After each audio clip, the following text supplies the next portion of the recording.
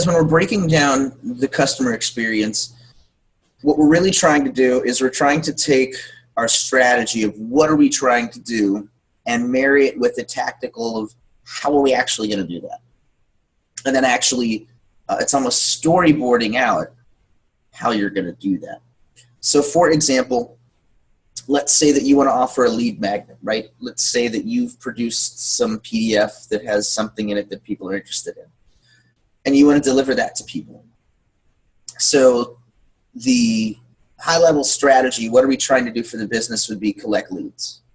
And I don't think anyone would disagree that that's a bad idea. It's probably a good idea to collect leads for business, right, Liam?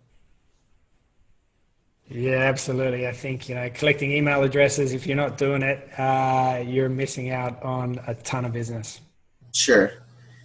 So that's the strategy. And then tactically, how are we going to collect these leads? Well, let's say we're going to offer a lead magnet, offer a lead magnet to people, to download. So that's how we're going to do it.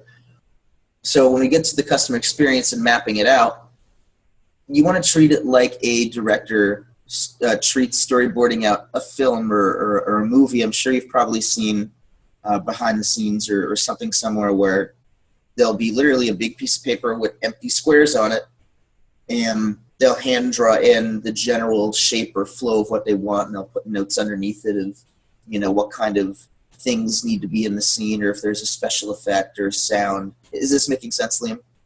Yeah, absolutely. Like those storyboards that they do when they're mapping out a scene in a movie or a TV commercial. Mm-hmm. So customer experiences are the exact same way. And it's instead of in a movie where it's shot to shot, we're storyboarding from moment to moment. So this would be the first step in mapping out the strategy to tactical execution. You'd always start by mapping out kind of the experience or the moments that you're going for. So we'll use this lead magnet example. So someone gives us their email, we want to send them this PDF, right? So let's actually climb into this experience. So what's the first moment, or what's the first thing that they're going to see here? We'll not talk about the traffic piece because that's a whole different conversation. Let's start the experience, because that's the other thing. Experiences are seamless. They flow into each other. So the experience that you plan for your sales process, you should be able to bolt on the lead generation experience. That way it flows into them. Kind of like Legos, piece them together. So let's assume that this lead magnet experience starts with a landing page. That's the first moment. And of course, they're supposed to fill out the landing page, right? So Liam, what's the next thing in that experience? What's the next moment? What's the next thing that they see? Okay, so have they actually opted in for the lead magnet yet, or? Yes. No, yes, yeah, they great have. question. When we're mapping this out, we're assuming that the people are doing what we want them to do. So yes. So.